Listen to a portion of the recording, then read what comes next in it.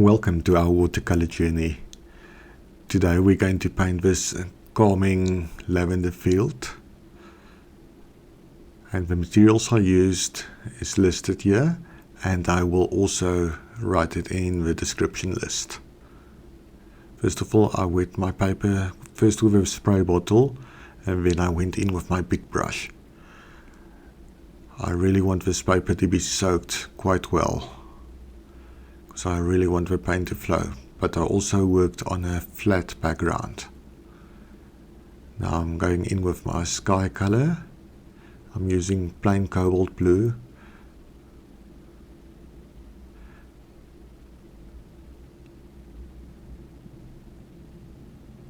Then I'm going in with manganese blue, and then the lavender at the bottom.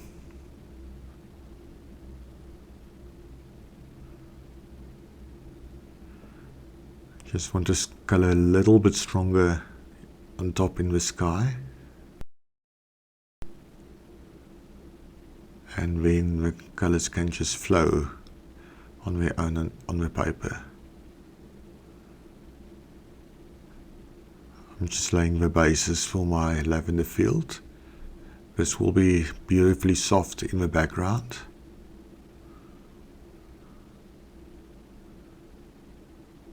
This is the one place that I love to work on, this initial layer, just to see how the paint spreads and what it gives you at the end. I'm also just putting in a few green strokes to create those illusions of stems. But all of this will be really soft in the background. Now I'm just tilting my paper just to help that paint to spread and flow beautifully.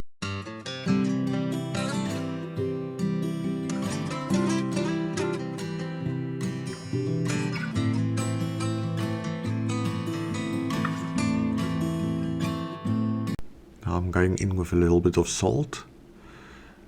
You have to look at getting your salt at the right time.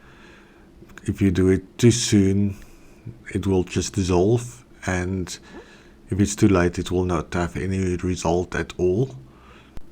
The best time to sprinkle your salt is when it's damp. So let your painting dry.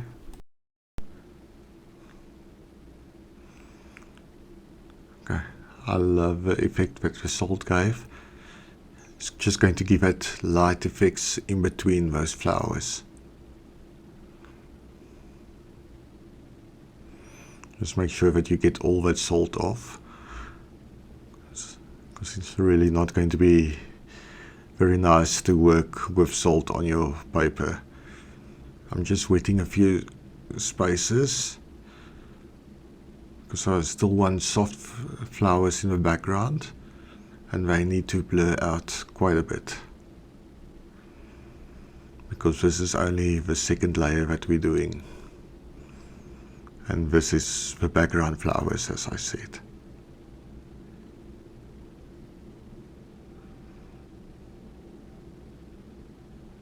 So this is just a really monotonous process of doing these flowers, but really calming and really relaxing. But play around with your colors that you have in your palette, because you don't want all of them to be very consistent in the color mix.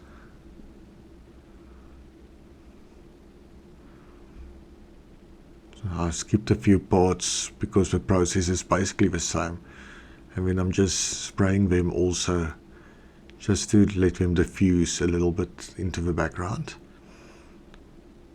And this is the scary part, because you never know how far they're going to spread and what they're going to do. So play around with that and see how moisture you have to put into your paper.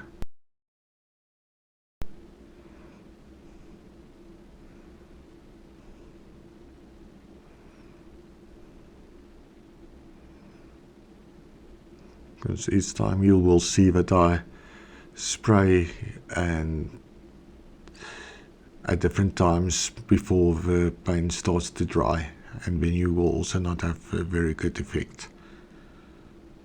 But at least those flowers are still quite wet, so I can go on and play around a little bit. And then I'm also splattering a little bit of color into the background. Now I'm also spraying those ones, but they can be background flowers. Now I'm starting to connect those flowers with the stems, because you don't really want floating flowers anywhere you go.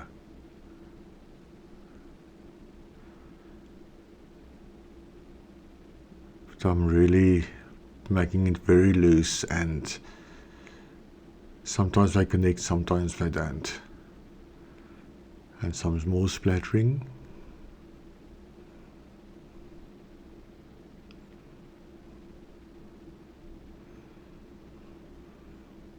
And then spraying a little bit more, because I really do not want hard edges. And there's a few places that splat out of control, so I'm just dabbing them out now. But be careful not to lift the paint underneath.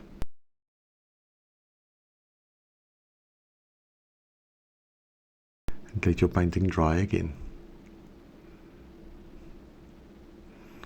Okay, they diffused nicely in the background.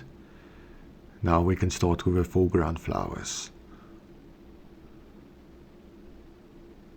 Once again, I'm going to play around with the colors on my palette, and these ones will have much harder edges than the background flowers. And everything is basically the same process, but try to keep your distances different. Let them look into different angles, and also vary your colors. That there's at least a little bit of interest in your flowers. And try to keep little bits of light in between.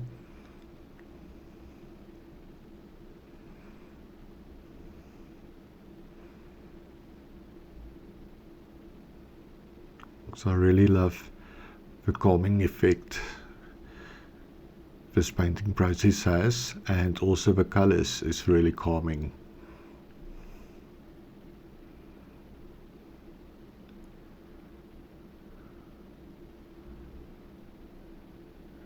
As you can see, I really make some of the flowers really dark and some of them beautifully soft and light colors.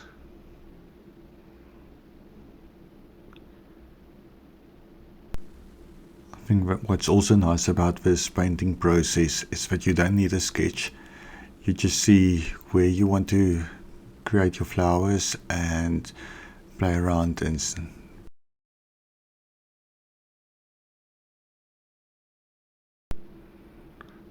now it's time to create some stems again for those flowers, because at this point it really looks like they're floating in the air.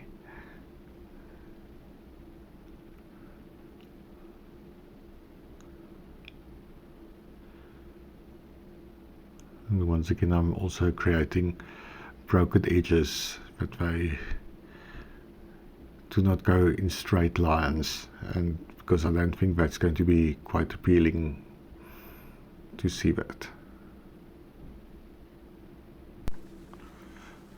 Now I'm starting to add thicker areas of foliage, just to create variety and interest, and just to fill up the space.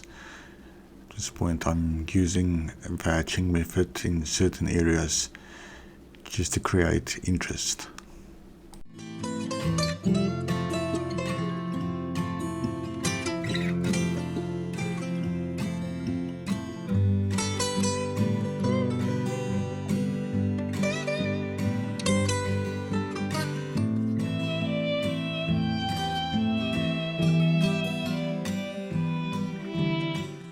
And there I also play around with the colors. Remember, when you do a painting, it doesn't have to be exactly the same as it is in nature. As long as you've got your values, your light, middle and dark values, you will be fine.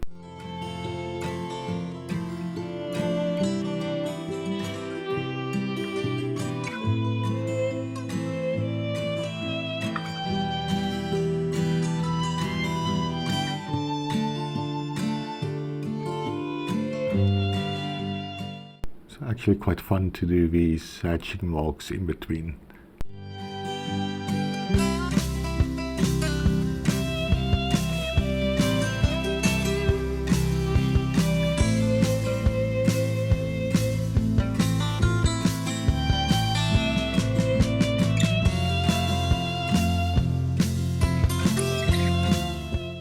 Now you just need to look at is there certain areas that you need to darken.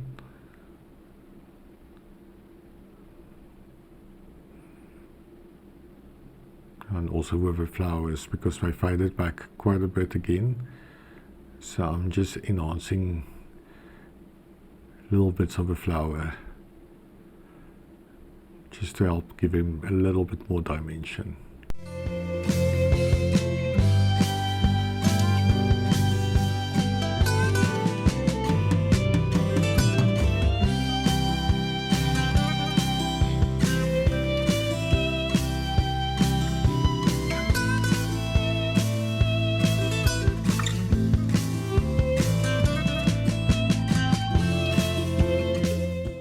That's it, sign it, and there I go again, and just doing a little bit more splattering before I decide it's final and I'm happy with it. So this is our final painting. Please like, subscribe and comment for me. Thank you very much for watching, and see you next time.